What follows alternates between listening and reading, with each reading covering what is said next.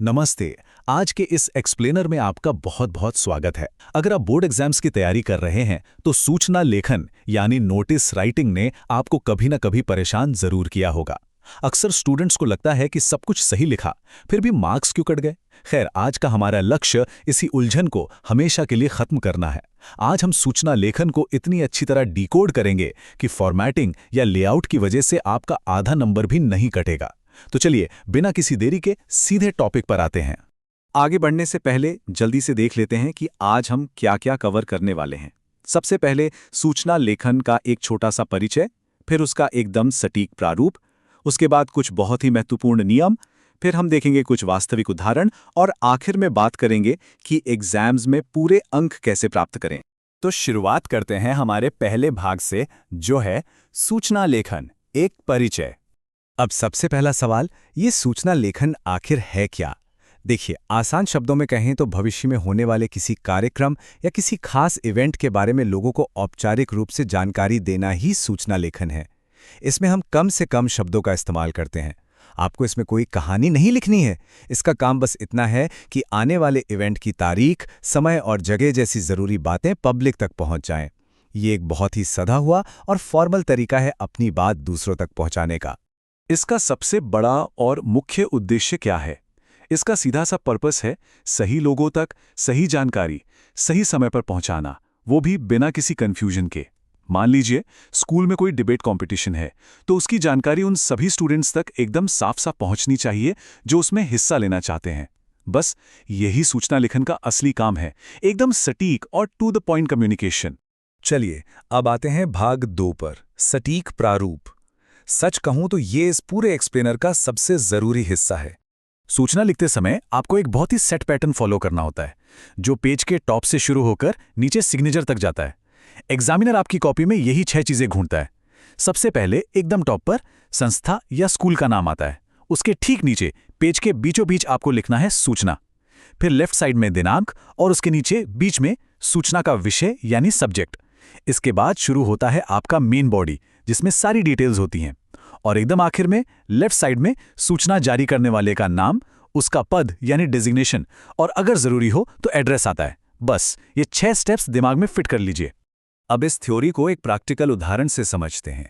इस अंतरविद्यालयी cricket match की सूचना को देखिए। ये एकदम परफेक्ट ढांचा है। सबसे ऊपर केंद्रीय विद्यालय दिल्ली लिखा है, ये हो गया संस्था का नाम। उसके ठीक नीचे सूचना शब्द है। बाईं तरफ 11 मई 2025 की डेट है और बीच में विषय लिखा है। अब मेन बॉडी को देखिए, कितनी क्लैरिटी है। 17 मई से प्रतियोगिता है, 10 ओवरों का मैच होगा और नाम देने की लास्ट डेट 12 मई है। कोई फालतू बात नहीं। और अंत में नीचे सचिव महेंद्र सिंह का नाम और पद है। एग्जामिनर को बिल्कुल ऐसा ही स्ट्रक्चर चाहिए होता है। आगे बढ़ते हैं भाग 3 की तरफ, ध्यान रखने योग्य महत्वपूर्ण बातें। यही वो छोटी छोटी बातें हैं जो एक एवरेज आंसर को फुल मार्क्स वाले आंसर में बदल देती हैं। सबसे पहला नियम है क्लैरिटी यानी स्पष्टता। सूचना पढ़ने के बाद किसी के भी मन में कोई डाउट नहीं रहना चाहिए। ये एकदम क्लियर होना चाहिए कि सूचना किसके लिए है और किस बारे में है। भाषा इतनी सिंपल रखें कि एक बार में समझ आ जाए। और हाँ, कार्यक्रम का समय और दिनांक तो भूलकर भी मिस नहीं करना है। आप खुद सोचिए, अगर डेट ही गलत हो या लिखी ही ना हो तो वो सूचना का क्या ही फायदा रह जाएगा, है ना? क्लैरिटी के बाद बात करते हैं स्ट्रक्चर की। आपको इसे बिल्कुल भी लंबा नहीं खींचना है। एग्जाम्स में अक्सर 25 से 30 या 50 शब्दों की लिमिट दी जाती है। इस वर्ड लिमिट के अंदर रहना बहुत बहुत जरूरी है। बात को कम शब्दों में कहना ही तो असली टैलेंट है। इसके अलावा इवेंट कहाँ होगा, वो सटीक जगह, और लास्ट में सूचना जारी करने वाले का ऑफिशियल पद जैसे सचिव या अध्यक्ष लिखना बिल्कुल मत भूलिएगा। इसके बिना सूचना ऑथेंटिक नहीं मानी जाती। चलिए, अब देखते हैं भाग 4, सूचना लेखन के कुछ और वास्तविक उदाहरण, ताकि ये कॉन्सेप्ट पूरी तरह से पक्का हो जाए। अब यहाँ जो आप देख रहे हैं वो बहुत ही इंटरेस्टिंग है। हमने यहाँ 2 बिल्कुल अलग अलग सिचुएशंस को आमने सामने रखा है। बाईं तरफ एक स्कूल के नाटक मंचन की सूचना है, एकदम खुशी और उत्साह वाला इवेंट। वहीं दाईं तरफ एक खोया पाया की सूचना है, जहां किसी स्टूडेंट का एडमिट कार्ड गुम हो गया है, यानी एक परेशानी वाली सिचुएशन। संदर्भ बिल्कुल बदल गए हैं, लेकिन क्या आपने एक चीज नोटिस की? दोनों का जो बेसिक फॉर्मेट है वो बिल्कुल सेम है। सबसे ऊपर संस्था का नाम, फिर सूचना शब्द, फिर डेट और लास्ट में डेजिग्नेशन। सिचुएशन चाहे जो हो, ये रूल्स कभी नहीं बदलते।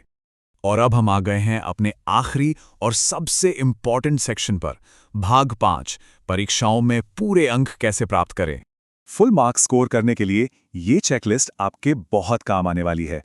सही format, clear information, simple language और वर्ड लिमिट, ये सब तो हम डिस्कस कर चुके हैं। लेकिन एक चीज जो सबसे ज्यादा क्रूशियल है और जिसे अक्सर स्टूडेंट्स भूल जाते हैं, वो है अपनी पूरी सूचना को एक बॉक्स के अंदर बंद करना। जी हाँ, जब आपकी सूचना पूरी लिख जाए तो उसके चारों ओर पेंसिल और स्केल से एक बॉक्स जरूर बनाएं। बिना बॉक्स के आपका आंसर अधूरा माना जाएगा और पक्का नंबर कटेंगे, तो बॉक्स बनाना बिल्कुल मत भूलिएगा।